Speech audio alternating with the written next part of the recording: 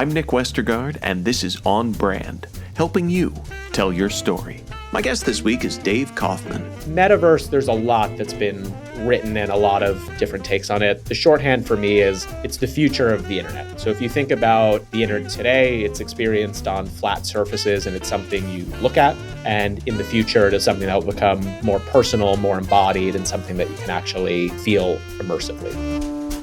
Dave Kaufman is Senior Director, Global Marketing of MR, VR, and Metaverse at Meta within the Reality Labs division. He leads global marketing efforts for MetaQuest, Horizon Worlds, and Oculus Studios. Before joining Meta, Dave headed up marketing at Halo Neuroscience, led brand strategy at the United States Digital Service founded by President Barack Obama, and worked in product marketing at Google. He's earned recognition from Ad Age's 40 Under 40 list and honors at Cannes Lions, Clio, and The One Show. A graduate of Cornell University, Dave is now based in San Francisco.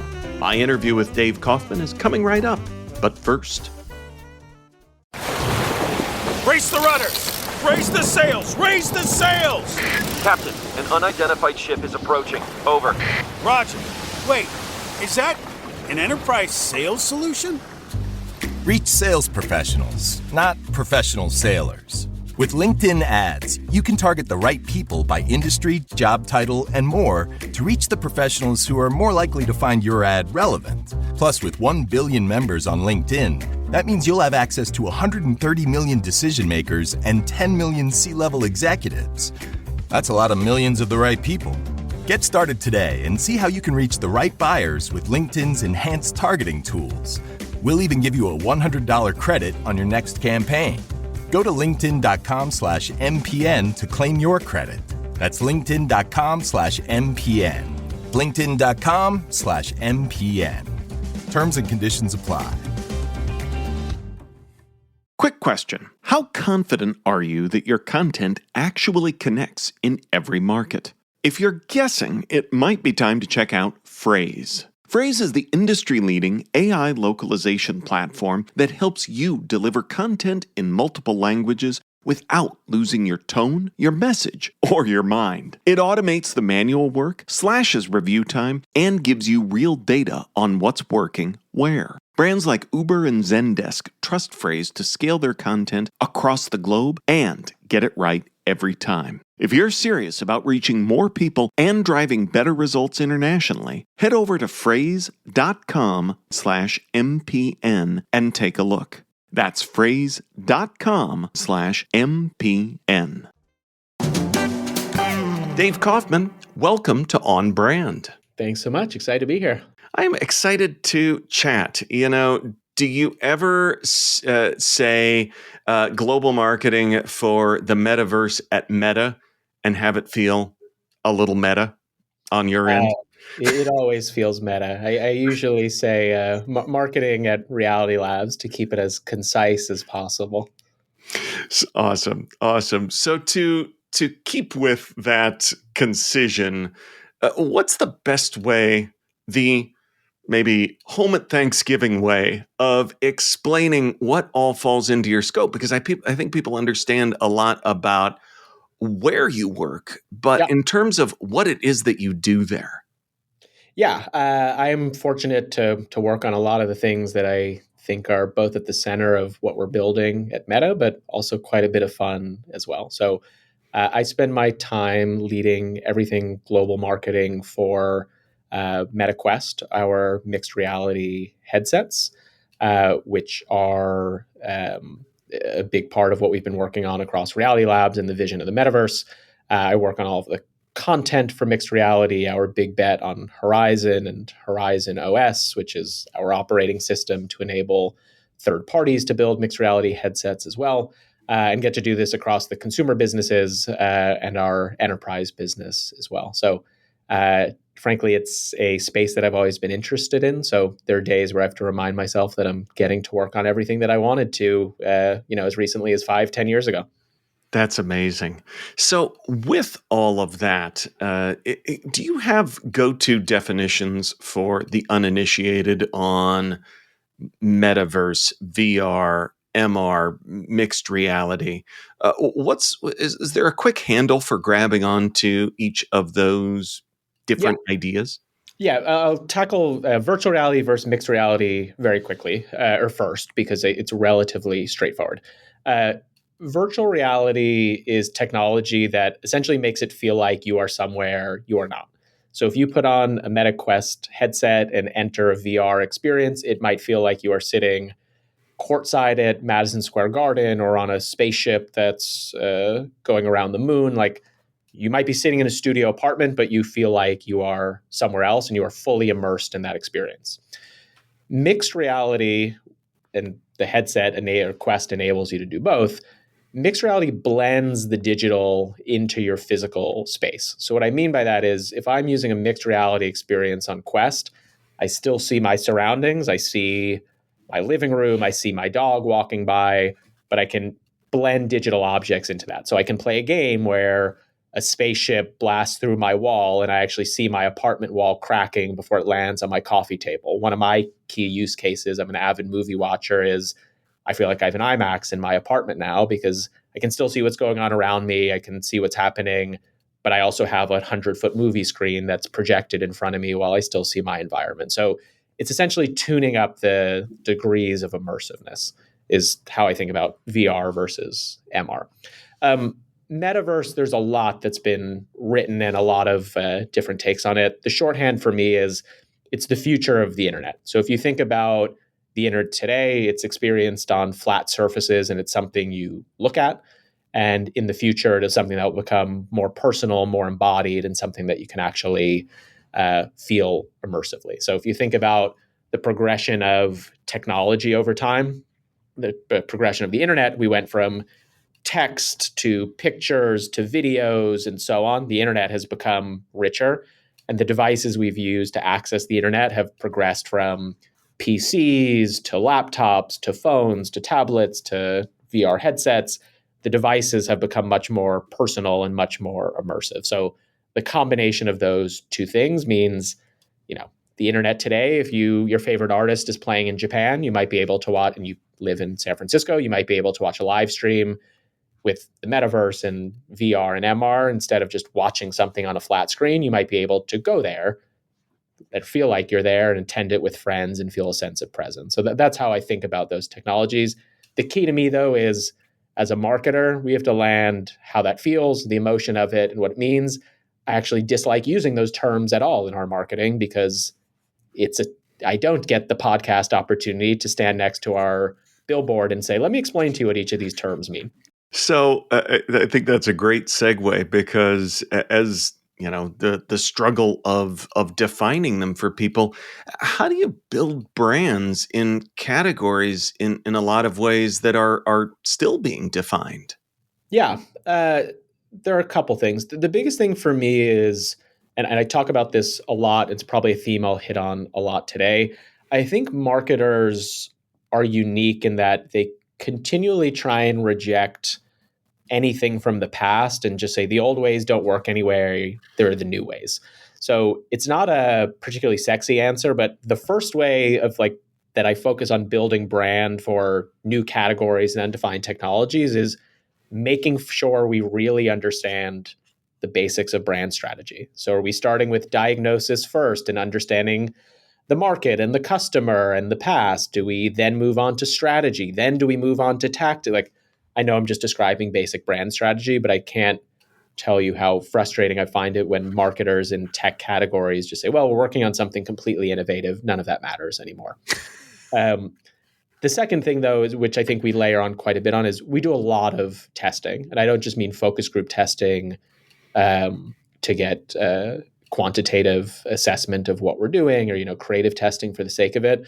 But we use our own tools, so the Meta platforms, Facebook, Instagram, et cetera, religiously to learn about how people perceive the new things that we're building. So instead of creating, 5 direct response ads and shipping them out, we'll create thousands of variations to learn not just about what resonates from an advertising perspective, but what use cases are appealing, what framing of the technology is most resonant with people, and then doubling down on the ones that work. So really that marriage of leveraging the meta tools that we have at our Yeah. disposal, plus making sure we're grounded in the actual basics and like what I'll call like the laws of good brand strategy is an important dual relationship to me.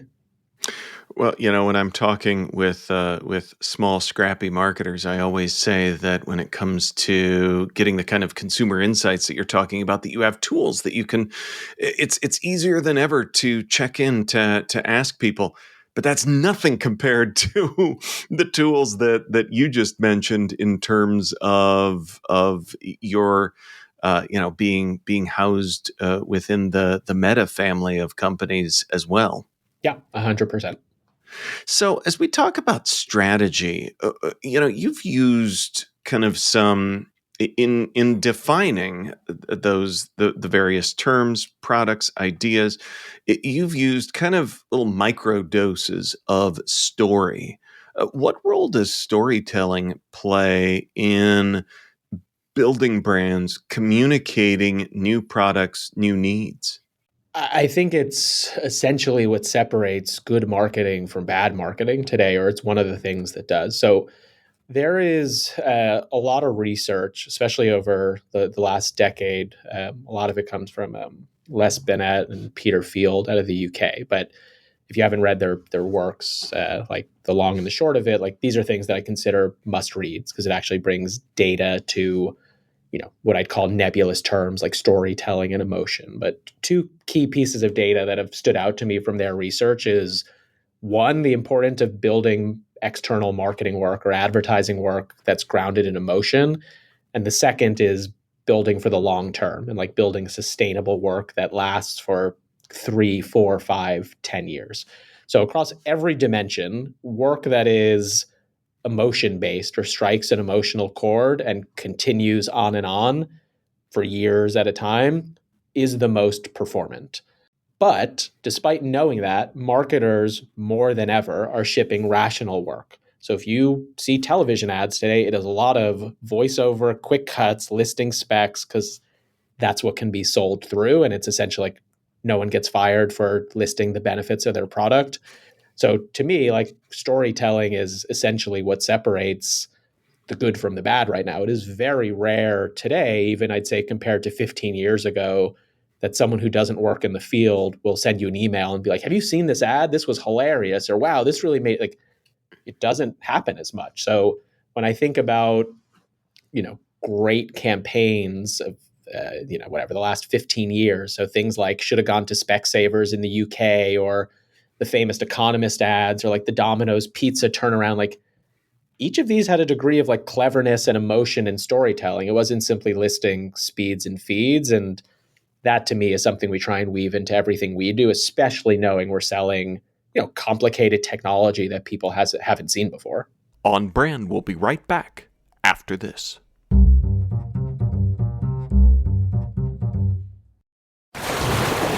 Raise the rudders! Raise the sails! Raise the sails! Captain, an unidentified ship is approaching. Over. Roger. Wait, is that an enterprise sales solution? Reach sales professionals, not professional sailors. With LinkedIn ads, you can target the right people by industry, job title, and more to reach the professionals who are more likely to find your ad relevant. Plus, with 1 billion members on LinkedIn, that means you'll have access to 130 million decision makers and 10 million C-level executives. That's a lot of millions of the right people. Get started today and see how you can reach the right buyers with LinkedIn's enhanced targeting tools. We'll even give you a $100 credit on your next campaign. Go to linkedin.com/MPN to claim your credit. That's linkedin.com/MPN.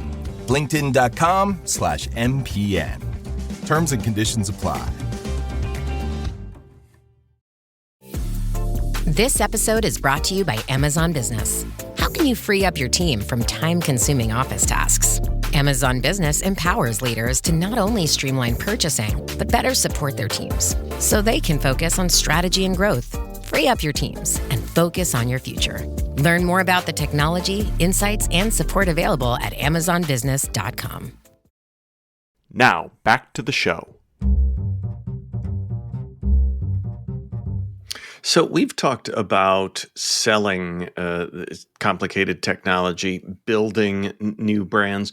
When it comes to brands in the metaverse, how should brand builders listening start to think about how their brand may be a part of what's going on? Yeah, I think a lot of it is experimentation at this phase and like finding the right ways and places to show up. So on our own platforms, we've seen brands like the NBA, who's a close partner of ours, build really engaging experiences in Horizon, our world building platform, what we really consider to be the future of how people connect in social ways. Uh, that NBA experience is a great example of them starting with dipping their toes in the water, seeing traction, and now us really having this virtual experience where you can watch games with friends or fans who might be thousands of miles away, but feeling like you're actually there. So like that degree of experimentation, starting small and seeing what resonates is great. Similarly, like I think Roblox, there are a lot of brands who have done a fantastic job integrating, avatar outfits and emotes and worlds into that platform as well. So I think there's a lot of opportunity. Again, as long as it's grounded in like clear goal, clear strategy. Even as someone with metaverse in my title, like I find it quite, I'll be blunt. Like I roll my eyes when I see the headline in Ad Age, which is like X brand is building blank in the meta as the first blank in the metaverse. And it's kind of like, that's a tactic and it's an Ad Age headline that's not going to drive business results.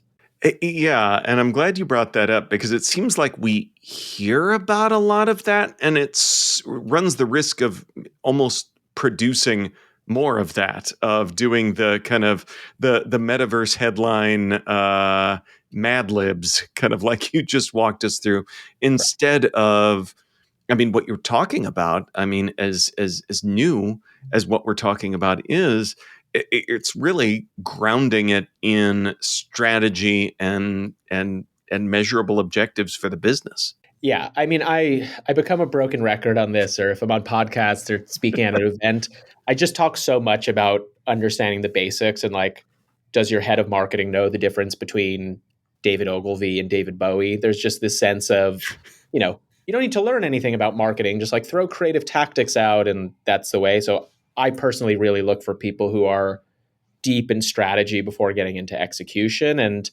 I'm happy to say that about the metaverse as well. I don't think it's it's obviously very new and very different from a tactic of 10, 15, 50 years ago, but the underpinning of why you do something still has to actually be connected to a goal. I think that sounds obvious. I don't think that's always how we as marketers treat new opportunities. You mentioned Horizon Worlds previously and talking about it in terms of from a position of leadership. What's your vision as you're building this brand that is evolving rapidly? Horizon to us is really the future of social. And it plays into this idea I hit on with the metaverse of we interact today relatively unnaturally on the internet, which is through 2D screens, flat surfaces, text, etc. I mean, even you and I are not sitting in the same room, and it's great to do this, but it would feel very different if we were sitting in the same, Yeah. in the same space. Nothing replaces human connection and being together in the same room, but nor should anything. But we believe that technology can help deliver a better sense of presence, whether that's feeling a sense of embodiment, meaning like you feel like you're in a place that you're not, or like you feel like you are in a place able to look someone in the eyes and spend meaningful time with them. I keep saying, even if you're thousands of miles apart. So big picture, that's really the platform we're trying to build for Horizon is how do we take distance and make it feel much smaller? But how do we take these moments, things like attending a concert or a sports event or playing a game, and make them feel much bigger than they do on the 2D internet because you feel like you're actually there together? Is there ever any friction with talking about Horizon as the future of social and looking at, within the Meta family of companies that very much the today of social is Facebook, Instagram, etc.? I think they all complement each other quite well. one of the things I think we've done well is we have different solutions for different needs and different moments in time, or even different moments in the day. So I don't think Horizon's sense of presence in any way competes or really renders the existing platforms, which are obviously highly successful and integral to people's lives, as an afterthought. I think it's both, how do we build a platform that also gives you this option of presence and embodiment, are really the words I keep coming back to, but also how do they interact in the future, is something that becomes interesting. So today, I keep using the example of a concert. Just, I guess, music is top of mind for me. But if I wanted to send you a concert clip today on Instagram, like, I can DM it and you and I can go back and forth with that. But what does it look like as Instagram and Horizon get closer, where I see a post in my Instagram feed that my favorite artist had this cool concert and I actually want to go check it out with Nick? Like, then we jump into Horizon. So I think they all play into one another versus it being, one platform is the past and one is the future. It's more, how do they grow and intersect together? So you're saying that when my wife sent me the clip of Elton John at the Chapel Roan concert singing Pink Pony Club, that I could have been there on stage via the new way of sending it? There you go. I mean, we had a great concert back in December with Sabrina Carpenter in Quest. We'll have and we'll have a bunch more this year. And it's things like that where people put on a Quest and enter Horizon, and it's really their, like, oh my God moment of, I really feel like I'm there. So we're just scratching the surface, and excited, obviously, for where the stuff is going to keep going. So we've been talking a lot about the future. I want to rewind and talk about the past for a bit. You were part of the brand strategy at the U.S. Digital Service. Yeah. And asked you to define everything else. What is the U.S. Digital Service? It sounds very important, but I'm afraid I don't know exactly what it is. No problem. It has made a lot of headlines recently as it figures out where it sits with Elon Musk's Doge, but not getting into present day. Yeah. The quick version is, if you rewind back to the Affordable Care Act, it was really the first piece of legislation in history that was nearly a failure because of the technology under it. So rewinding a bit, but if you remember, once the ACA was passed, people then couldn't get health insurance because the website and none of the technology actually worked. And that was a unique moment in American history where policy was dependent on tech. So at the time, President Obama recruited a bunch of engineers, primarily from Google, and said, like, you have carte blanche, rebuild this thing so it works. That's what they did. And then the president had a pretty good bait and switch, which was, what if you guys stay, set up an agency within the executive office of the president, and go rebuild other government services to be as seamless as the ones we expect out of Silicon Valley? So one of the things we talked about a lot when I was there was kind of this rallying cry of, if I can buy a book in 2 clicks on Amazon, why does it take a veteran 1,000 clicks and 10 phone calls to get the healthcare rights that they earned serving this country? So it was really that vision of bringing design thinking and the best of technology into government was why that was founded. That's such a powerful origin story, and then launchpad with the bait and switch there. So that seems like it's a great mission, but a challenging charge, because there are so many moving parts of government and different means of approval. How do you make a dent in that in a meaningful way? Because if it doesn't work, then you do have a healthcare website and people know about it. And if it's seamless, we don't always hear much of anything. Yeah. I mean, that's the best state is you don't want to hear about it. Like that's exactly what we'd want. What's the expression? It's like, how do you eat an elephant one bite at a time? Like, that's essentially how you tackle government. Like, it was real culture shock for me when I joined, coming from startup life and Google, of just bureaucracy and lack of speed, and even cultural things. Like in tech, there's less of a hierarchy, and if you have a point, you speak up. But in the government, it was like, oh, you don't sit in that chair because you're this rank. Like you should be sitting in that. Things like that were different. At the end of the day, it came down to finding areas of intersection between impacts a lot of people, problem that can be solved by technology, and problem that can be solved on a timeline that we believe is worth pursuing.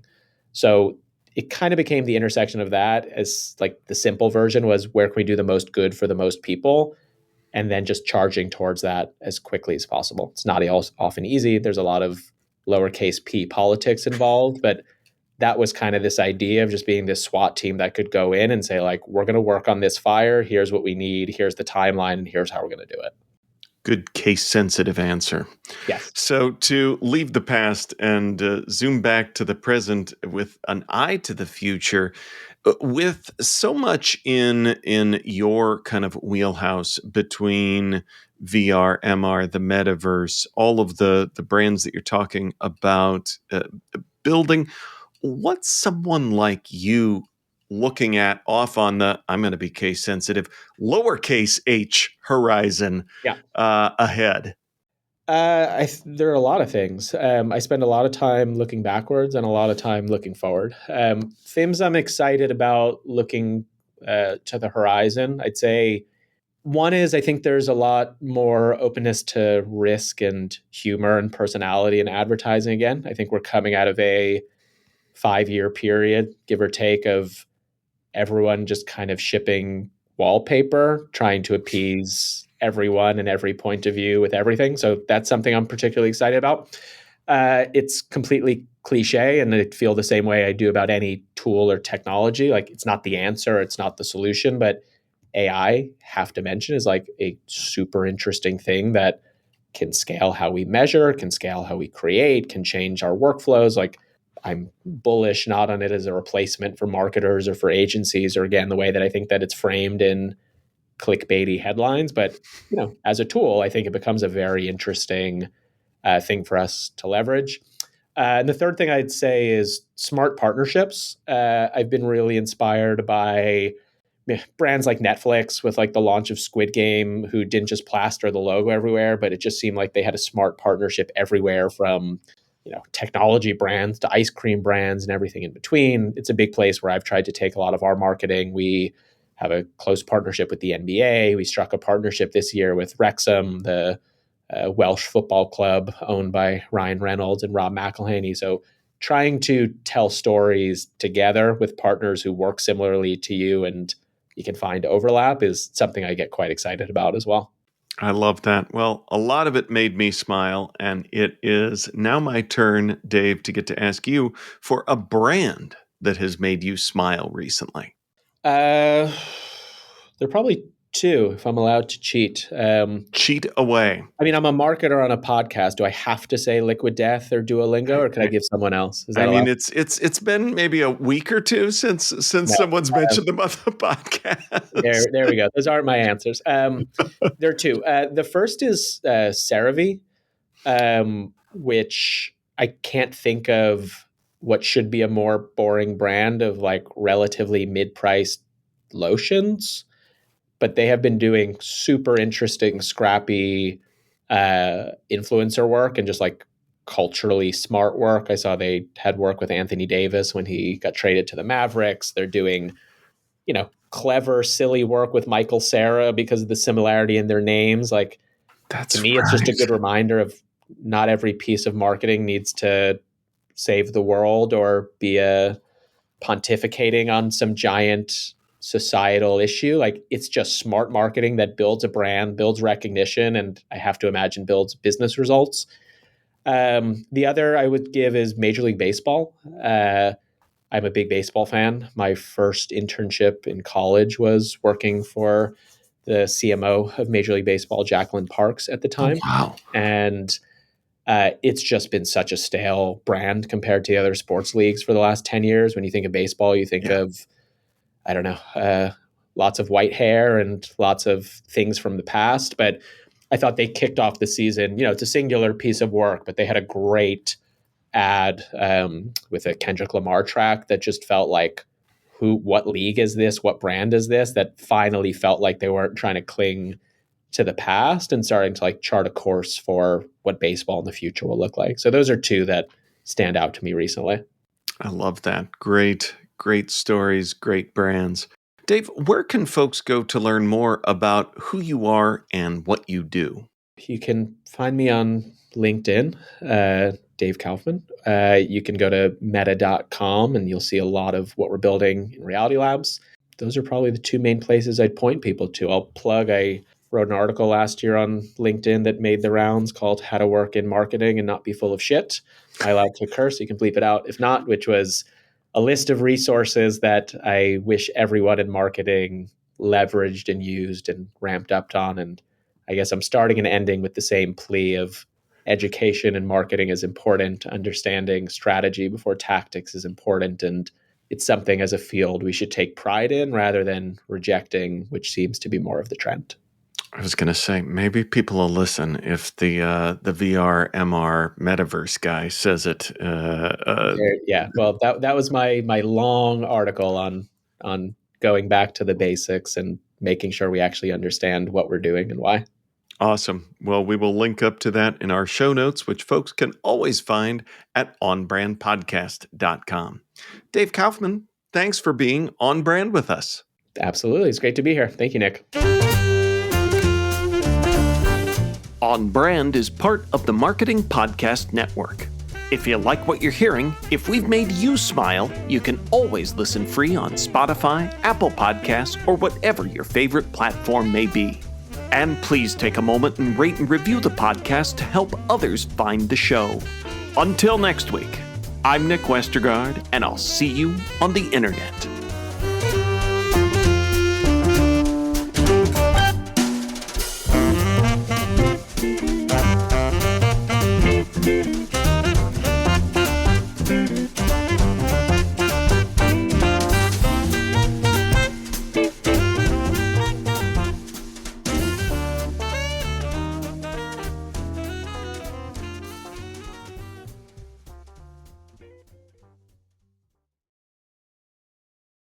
You may know you're listening to this show along the Marketing Podcast Network, but did you know there are other great shows on MPN to help your business? Hennika Watkins-Porter hosts The Entrepreneurial You, empowering entrepreneurs with insights on leadership, business, and success. Hennika, tell listeners what to expect from your show. So we provide innovative business strategies and practical solutions to common entrepreneurial challenges. And where can people subscribe? Find us at hennikawatkisporter.com, as well as the Marketing Podcast Network at marketingpodcast.net, or search for it wherever you get your podcasts. You heard her. Go subscribe. This podcast is heard along the Marketing Podcast Network. For more great marketing podcasts, visit marketingpodcasts.net.